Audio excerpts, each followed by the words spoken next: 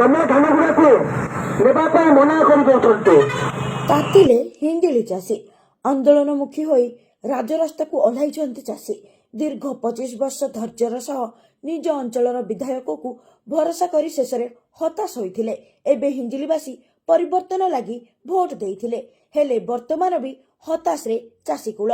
ନୂଆ ସରକାରଙ୍କ ଉପରେ ଭରସା ଥିଲେ ବି ପ୍ରଶାସନିକ ଅଧିକାରୀମାନଙ୍କ ଦୁର୍ବ୍ୟବହାର, ଭ୍ରଷ୍ଟାଚାର ଆଉ ଅବହେଳାକୁ ନେଇ ଅତିଷ୍ଠ ହୋଇପଡ଼ିଲେଣି ଚାଷୀମାନେ। କେବଳ ସେତିକି ନୁହେଁ, ଶେଷରେ ଅଦିନିଆ ବର୍ଷା ହେତୁ ଅନେକ କ୍ଷତିଗ୍ରସ୍ତ ହୋଇଛନ୍ତି ଚାଷୀମାନେ।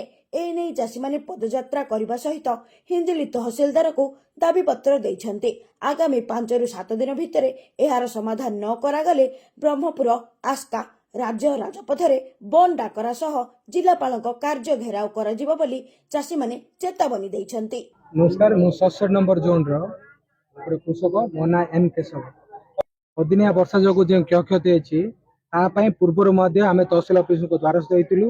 या विषय चर्चा करने भी कहूँ क्षतिपूरण केमती पहुंचेबे एवं चाषी मान जो धान गुड़ाक अमल होती वर्षा जो जो धान गम हो विषय कौन निष्पत्ति नापी पूर्व भी कहूँ एवं भी कहूँ तहसिलदार जो साक्षात है जनइलु जदि कौन निष्पत्ति गमदान विषय न नियंती 3 ରୁ 5 दिन भितर आम एबे केवल 67 नंबर जोन रे आंदोलन करछु।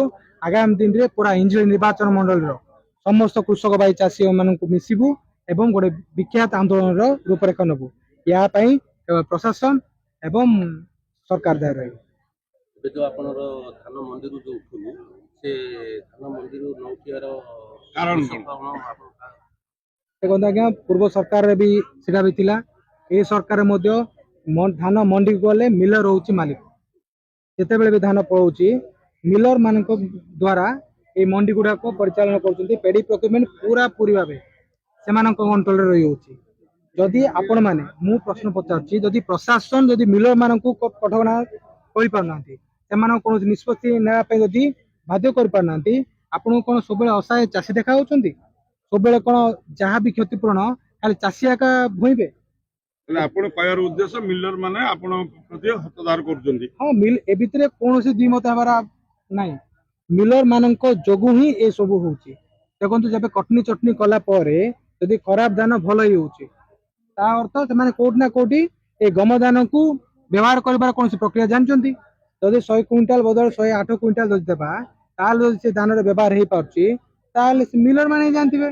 आपण जो 90% क्षयक्षति होई जे कहउचंती ता ऊपर आपण लिखित अभियोग तहसीलदार नु देले। या पूर्व मध्ये आमे वर्तमान सुधा 20 तारिख 20 दिन हे जिवो 20 दिन पूर्व आमे समस्त मकरजोड़ा पंचायत रो समस्त ग्रामवासी आसी तहसीलदार को साक्षात कर लिखित भाव देइतिलु एवं याकू अधिक ध्यान देबा पय मध्ये अनुरोध करथिलु। आपण जानि पारि ना जते बेले भी आमे गमदान देखुछु जा अमल करिके आमे घर पार रखछु देखिले खाइबा मध्ये भितर जाय आमे बहुत चिंतित रहउछु।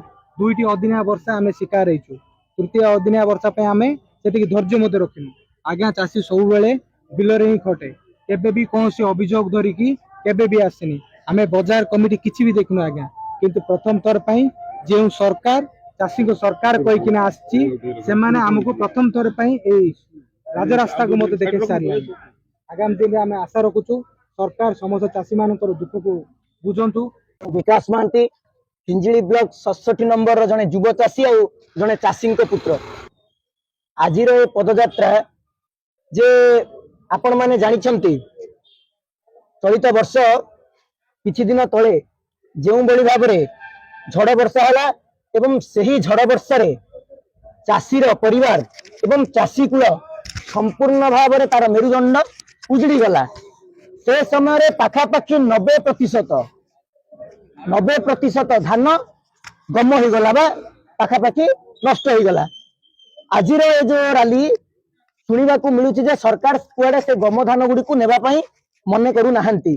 आज ये आंदोलन बा पदयात्रा सरकार को ये कहगला जे से जो नष्ट धान गुड़ी को सरकार किपरि नेबा पई बंदोबस्त करिवे ता पई आज तहसीलदार को माध्यम रे राज्य सरकार को एक दाबीपत्र प्रदान करागला। देखंतु पंचुरु पंचायत रे तो आज पर्यंत मंडी खुली नहीं तेणु करी तापरे आमे किछि टिप्पणी देबा नहीं। पाखापाखि आउरी मंडी बहुत बहुत हिंजिली ब्लॉक 67 नंबर जोन रो मध्य मकरजोड़ी खोली ना कंचुड़ी खोली ना पाखापाखि बहुत पंचायत मंडी आहरी खोली ना किंतु अन्य पंचायत गुड़ाक जो मंडी खोली सेठी गम धान गुड़ी को नेवाई प्रशासन आ जो मिलर मालिक काले राजी ना ये आंदोलन आमर मुख्य लक्ष्य जे आमर धान 90% खराब है 10% भल अच्छी 10% देले आम चाषी बंचबू कि आमर ये जो 90% जो क्षतिदार आर कौन गोटे सरकार पदक्षेप नि आम दाबी जनाइबा तहसीलदार